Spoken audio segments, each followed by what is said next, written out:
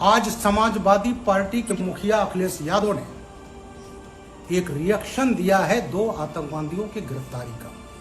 दोनों अलकायदा के हैं, मिन्हाज अहमद और मसीरुद्दीन। अलकायदा जानते हैं किसका है? ओसामा बिन लादेन का, जिसको अमेरिका ने पाकिस्तान में मार दिया था। अल जवाहिरी का भी पता नहीं है, वो शायद जिंदा है। अलकायदा वो है जो सीरिया और इराक में लड़ रहा है, अफगानिस्तान में लड़ रहा है, और वो आतंकवादी हैं जिन पर आज अखिलेश यादव ने कहा है कि एटीएस पर मुझे विश्वास नहीं है। मैं एटीएस को बधाई देता हूं। यूपी के पूर्व डीजीपी ब्रजलाल ने समाजवादी पार्टी और अखिलेश यादव के खिलाफ मोर्चा खोलते हुए जबरदस्त निशाना साधा है। इस दौरान उन्होंने कई सारे आरोप लगाए। क्या कुछ कहा, आप जरूर सुने। आज समाजवादी पार्टी के मुखिया अखिलेश यादव ने एक रिएक्शन दिया है दो आतंकवादियों की गिरफ्तारी का। दोनों अलकायदा के हैं, मिन्हाज अहमद और मसीरुद्दीन। अलकायदा जानते हैं किसका है? ओसामा बिन लादेन का, जिसको अमेरिका ने पाकिस्तान में मार दिया था। अल जवाहिरी का भी पता नहीं है, वो शायद जिंदा है।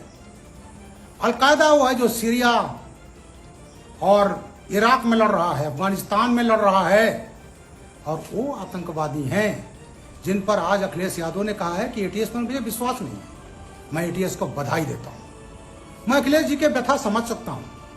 वोट बैंक की राजनीति की तरह यह पार्टी हमेशा जिहादियों के साथ रही है। उसका प्रमाण है 26 जनवरी 93 में एसएसपी मेरठ था।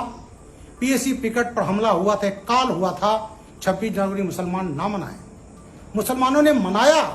मैं भी गया था। जैसे मैं घर आया धमाका हुआ, पीएसी पिकेट पर हमला हुआ। गाजियाबाद 41 बटालियन के हवलदार शर्मा मारे गए, कई लोग घायल हुए। दंगा होते होते बचा। पहली बार प्रदेश में RDX, Chinese grenade, Chinese plastic grenade बरामद हुए। 5-6 आतंकवादियों के खिलाफ चार्जशीट लगी। नेताजी 93 में पावर में आते हैं। 94 में इन्होंने अपनी तुष्टीकरण की निकृष्ट लेवल पर जा करके आतंकवादियों के केस वापस ले लिए थे। फिर अदालत ने वापस नहीं होने दिया, और फिर मैं डीआईजी आगरा था। 95-96 में गवाही देने गया था, सबको आजम कारावास। अखिलेश जी 23 नवंबर 2007 को यूपी के लखनऊ, फैजाबाद, बनारस की कचहरियों में हमले हुए थे। 15 लोग मारे गए, जिसमें काफी वकील थे।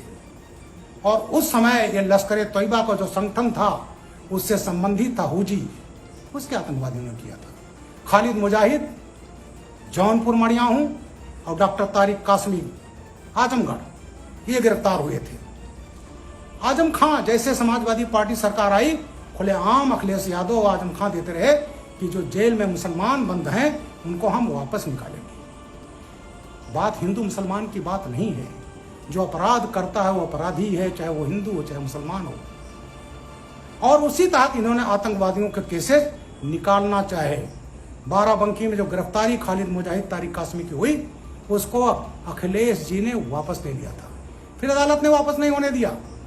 इसी बीच में खालिद मुजाहिद तारिक कासमी फैजाबाद कोर्ट में गए, लौट रहे थे, रास्ते में लू से खालिद मुजाहिद मर गया।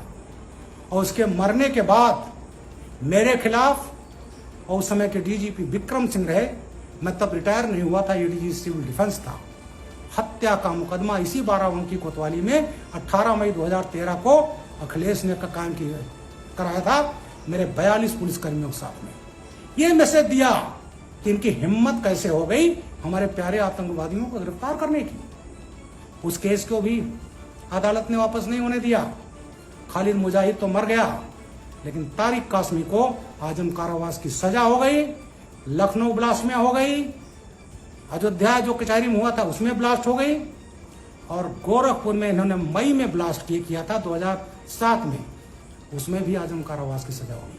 तो ये बेचारे आतंकवादी पालने वाले, जिहादी पालने वाले, अपराधी पालने वाले, तो इस पार्टी के डीएनए में है गुंडई।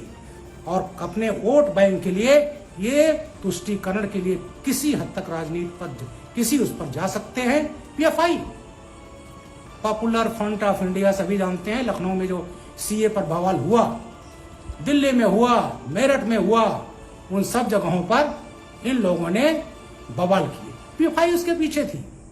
उसका पॉलिटिकल संगठन था वो 2012 में वो भी चुनाव लड़ रहा था, बैंड नहीं है, और अखिलेश जी के फेवर में बैठ गया था। और वही पीएफआई, जितने बड़ी बड़ी घटनाएं हुई इन सब का संबंध आतंकवादियों से है, और वो सब भी समाजवादी लोगों का पूरा संरक्षण पात्र है।